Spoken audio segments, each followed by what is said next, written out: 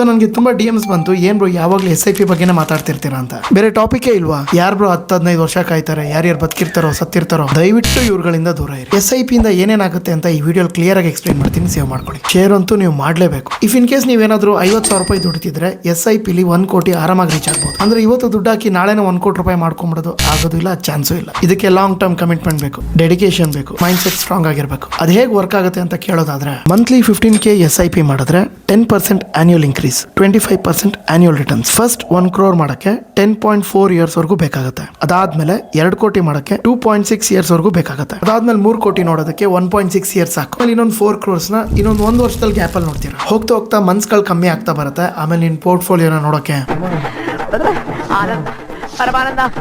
ಅದೇ ಕಾಂಪೌಂಡಿಂಗ್ ಇರೋ ಪವರ್. ಒಂದ್ ವೇಳೆ ನೀವು SIP ಮಾಡಕ್ ಸ್ಟಾರ್ಟ್ ಮಾಡಿದ್ರೆ ಯಾವುದೇ ಕಾರಣಕ್ಕೂ SIP ನಿಲ್ಸಕ್ ಹೋಗ್ಬೇಡಿ. ಹೊಸ ವರ್ಷಕ್ಕೆ ನಾನು ಯೂಟ್ಯೂಬ್ ಚಾನಲ್ ಸ್ಟಾರ್ಟ್ ಮಾಡಬೇಕು ಅಂತ ಇದ್ದೀನಿ. ಕ್ರಿಪ್ಟೋ ಲೆಂತಿ ವಿಡಿಯೋಸ್ ಎಲ್ಲ ನಾನು ಅಪ್ಲೋಡ್ ಮಾಡ್ತಾ ಇರ್ತೀನಿ. ಸಣ್ಣ ಪುಟ್ಟ ಅಪ್ಡೇಟ್ಸ್ಗಳು ಏನೇ ಬಂದರೂ ಕೂಡ ನಾನು ಟೆಲಿಗ್ರಾಮ್ ಚಾನಲ್ ಹಾಕ್ತಾ ಇರ್ತೀನಿ. ನನ್ನ ಟೆಲಿಗ್ರಾಮ್ ಚಾನಲ್ ಲಿಂಕ್ ನನ್ನ ಬಯೋಲಿ ಕೊಟ್ಟಿರ್ತೀನಿ. ವಿಡಿಯೋನ ಯಾರ್ಯಾರು SIP ನ ಸ್ಟಾರ್ಟ್ ಮಾಡಬೇಕು ಅಂತ ಇರ್ತಾರೋ ಅವ್ರಿಗೆಲ್ಲರಿಗೂ ಶೇರ್ ಮಾಡಿ. ಮುಂದಿನ ವಿಡಿಯೋ ಸಿಗ್ತೀನಿ. Thank you.